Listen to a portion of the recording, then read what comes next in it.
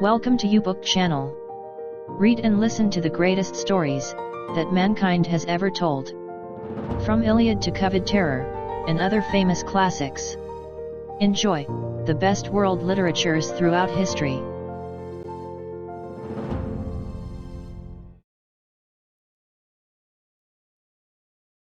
Copyright 2021. By Jerry Ducatis.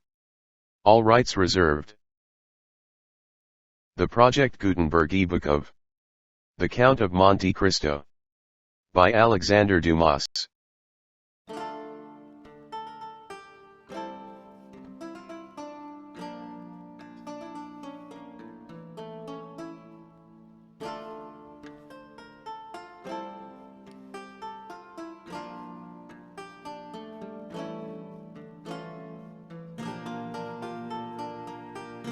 The Count of Monte Cristo. By Alexandre Dumas. Volume 1. Chapter 8. The Château d'If. The commissary of police, as he traversed the antechamber, made a sign to two gendarmes, who placed themselves one on Dante's right and the other on his left. A door that communicated with the Palais de Justice was opened, and they went through a long range of gloomy corridors, whose appearance might have made even the boldest shudder. The Palais de Justice communicated with the prison, a somber edifice, that from its grated windows looks on the clock tower of the Accoules. After numberless windings, Dante saw a door with an iron wicket. The commissary took up an iron mallet and knocked thrice, every blow seeming to Dante's as if struck on his heart.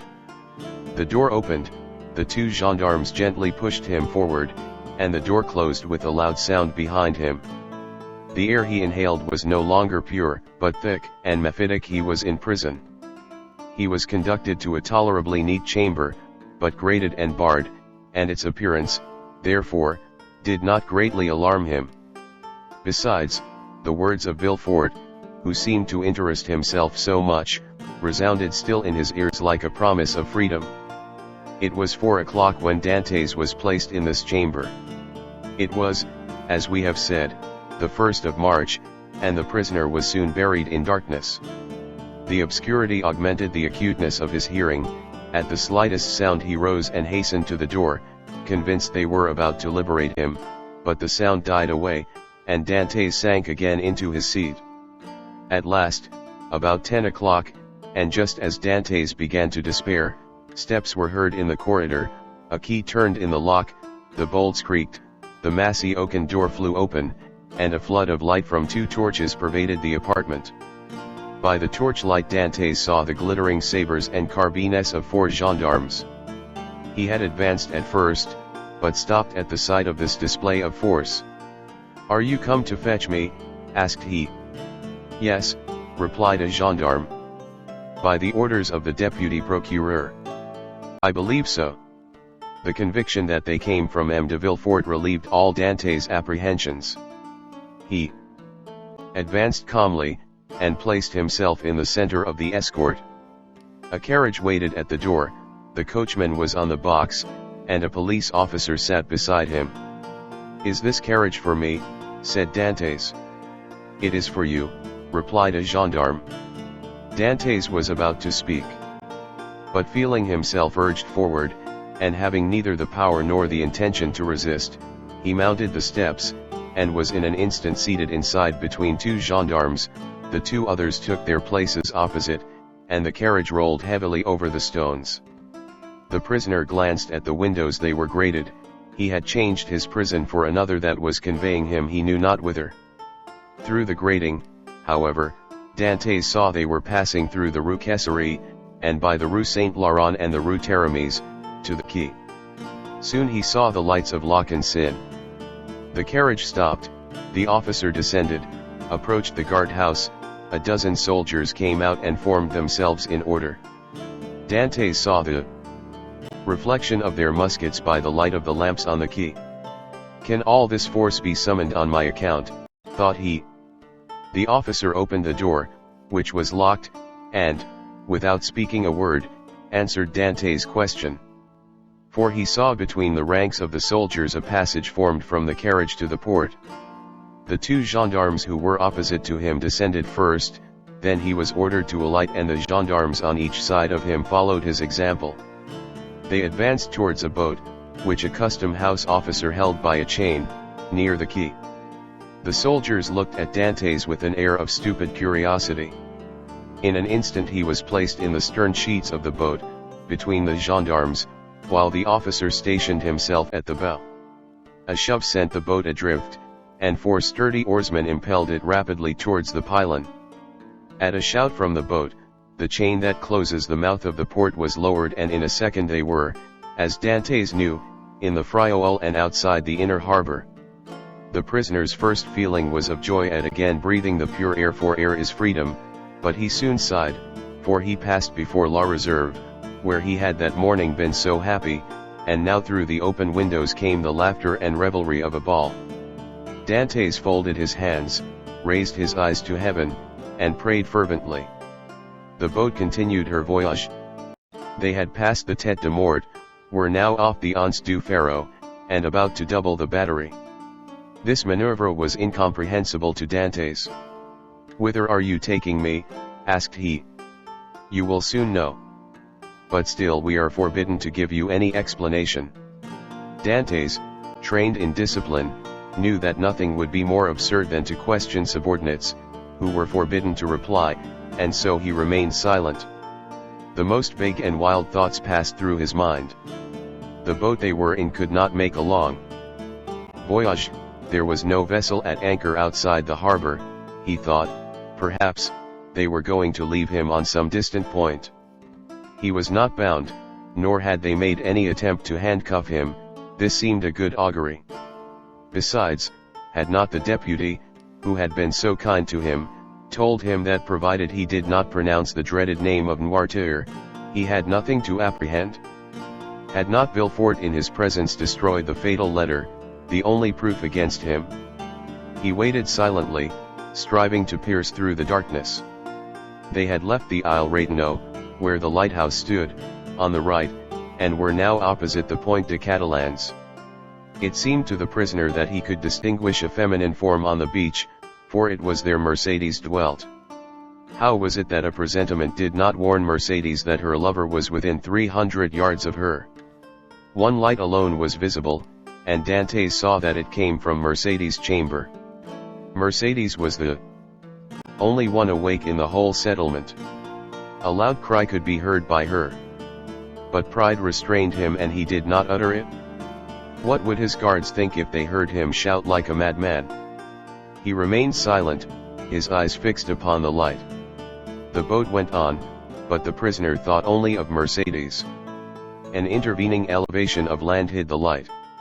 Dantes turned and perceived that they had got out to sea. While he had been absorbed in thought, they had shipped their oars and hoisted sail. The boat was now moving with the wind. In spite of his repugnance to address the guards, Dantes turned to the nearest gendarme, and taking his hand, "Comrade," said he, "I adjure you, as a Christian and a soldier, to tell me where we are going. I am Captain Dantes, a loyal Frenchman, thought accused of treason. Tell me where you are conducting me, and I promise you on my honor I will submit to my fate." The gendarme looked irresolutely at his companion, who returned for answer a sign that said, "I see no great harm in telling him now," and the gendarme replied, "You are a native of Marseilles, and a sailor, and yet you do not know where you are going." "On my honor, I have no idea." "Have you no idea whatever?" "None at all." "That is impossible." "I swear to you it is true." "Tell me, I entreat." "But my orders." "Your orders do not forbid your telling me what I must know in 10 minutes, in half an hour, or an hour. You see I cannot escape, even if I intended. Unless you are blind, or have never been outside the harbor, you must know." "I do not." "Look round you then." Dantes rose and looked forward, when he saw rise within 100 yards of him the black and frowning rock on which stands the Château d'If. This gloomy fortress, which has for more than 300 years furnished food for so many wild legends, seemed to Dantes like a scaffold to a malefactor. "The Château d'If," cried he, "what are we going there for?" The gendarme smiled. "I am not going there to be imprisoned," said Dantes, "it is only used for political prisoners. I have committed no crime." "Are there any magistrates or judges at the Château d'If?" "There are only," said the gendarme, "a governor, a garrison, turnkeys, and good thick walls." "Come, come, do not look so astonished, or you will make me think you are laughing at me in return for my good nature."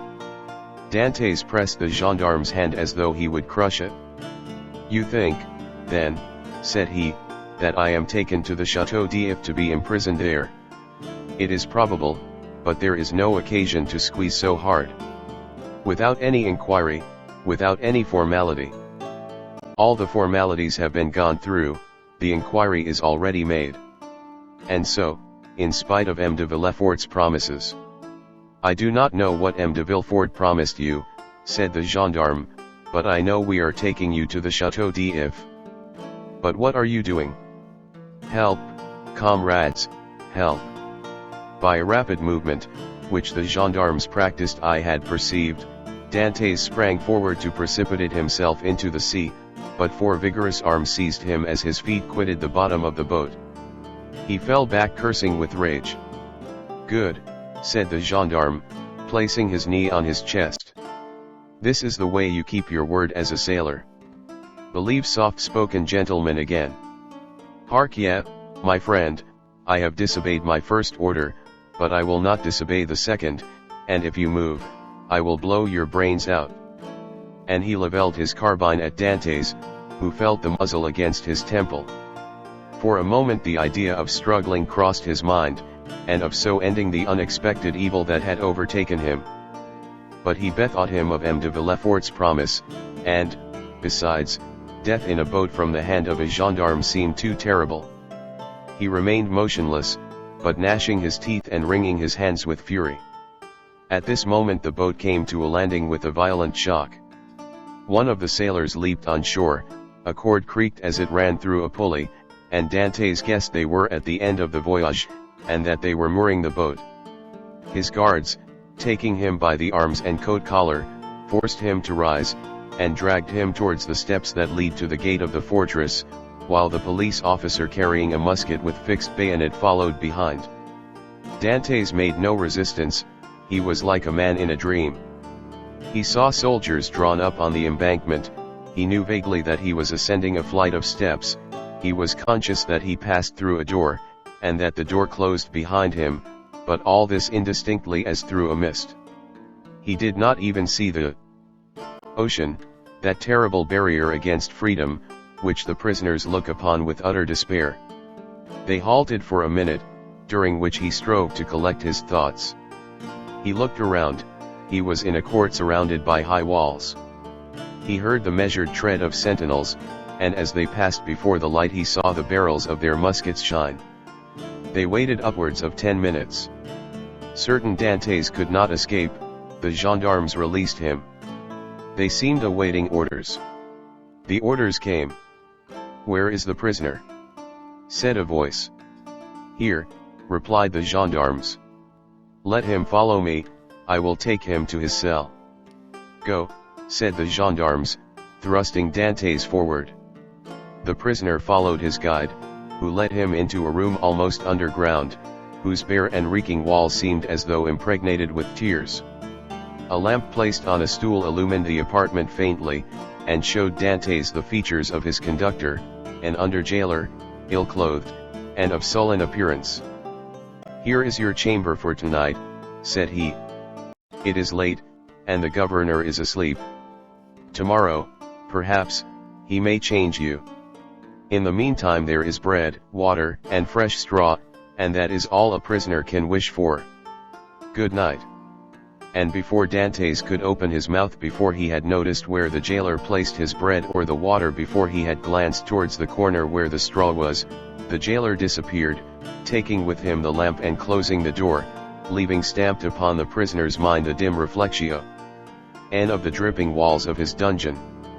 Dantes was alone in darkness and in silence, cold as the shadows that he felt breathe on his burning forehead. With the first dawn of day the jailer returned, with orders to leave Dantes where he was. He found the prisoner in the same position, as if fixed there, his eyes swollen with weeping. He had passed the night standing, and without sleep. The jailer advanced. Dantes appeared not to perceive him. He touched him on the shoulder. Edmond started. "Have you not slept?" said the jailer. "I do not know," replied Dantes. The jailer stared. "Are you hungry?" continued he. "I do not know." "Do you wish for anything?" "I wish to see the governor." The jailer shrugged his shoulders and left the chamber. Dantes followed him with his eyes, and stretched forth his hands towards the open door, but the door closed. All his emotion then burst forth. He cast himself on the ground, weeping bitterly, and asking himself what crime he had committed that he was thus punished. The day passed thus. He scarcely tasted food, but walked round and round the cell like a wild beast in its cage. One thought in particular tormented him, namely, that during his journey hither he had sat so still, whereas he might, a dozen times, have plunged into the sea, and, thanks to his powers of swimming, for which he was famous, have gained the shore, concealed himself until the arrival of a Genoese or Spanish vessel, escaped to Spain or Italy, where Mercedes and his father could have joined him. He had no fears as to how he should live. Good seamen are welcome everywhere. He spoke Italian like a Tuscan, and Spanish like a Castilian. He would have been free, and happy with Mercedes and his father, whereas he was now confined in the Château d'If, that impregnable fortress, ignorant of the future destiny of his father and Mercedes, and all this because he had trusted to Villefort's promise. The thought was maddening, and Dantes threw himself furiously down on his straw. The next morning at the same hour, the jailer came again. "Well," said the jailer, "are you more reasonable today?" Dantes made no reply. "Come, cheer up, is there anything that I can do for you?" "I wish to see the governor." "I have already told you it was impossible." "Why so?" "Because it is against prison rules, and prisoners must not even ask for it." "What is allowed, then?" "Better fare, if you pay for it, books, and leave to walk about." "I do not want books, I am satisfied with my food, and do not care to walk about, but I wish to see the governor. If you worry me by repeating the same thing, I will not bring you any more to eat." "Well, then," said Edmond, "if you do not, I shall die of hunger, that is all." The jailer saw by his tone he would be happy to die. And as every prisoner is worth 10 sous a day to his jailer, he replied in a more subdued tone.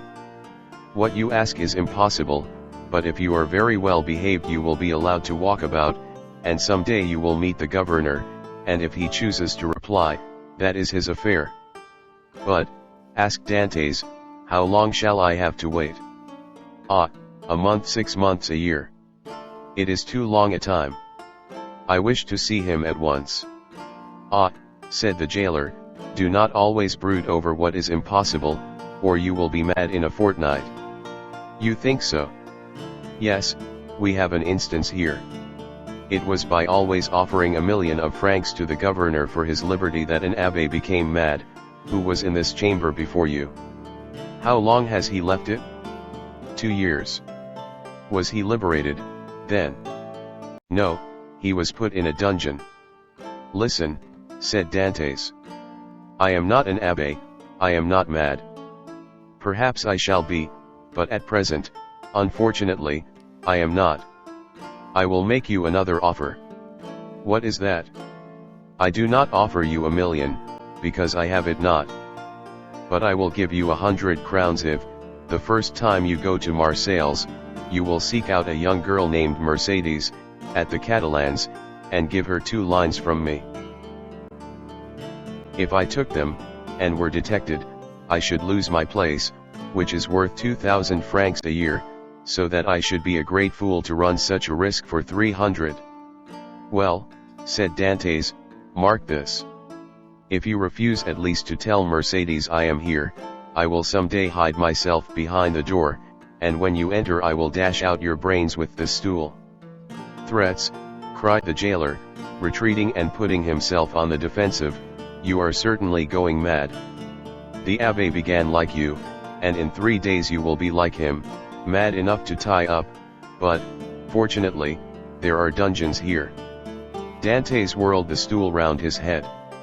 All right, said the jailer, all right, since you will have it so. I will send word to the governor. Very well, returned Dantes, dropping the stool and sitting on it as if he were in reality mad. The jailer went out, and returned in an instant with a corporal and 4 soldiers. By the governor's orders, said he, conduct the prisoner to the tier beneath. To the dungeon, then, said the corporal. Yes, we must put the madman with the madman. The soldiers seized Dantes, who followed passively. He descended 15 steps, and the door of a dungeon was opened, and he was thrust in. The door closed, and Dantes advanced with outstretched hands until he touched the wall. He then sat down in the corner until his eyes became accustomed to the darkness. The jailer was right, Dantes wanted but little of being utterly mad.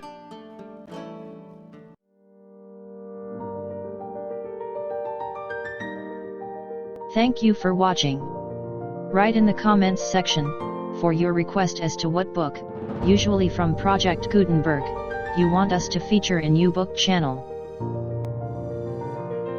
Click like to boost the rating of YouBook channel, make a comment for us for the improvement of our services, and share this video to your friends, with the copyright intact.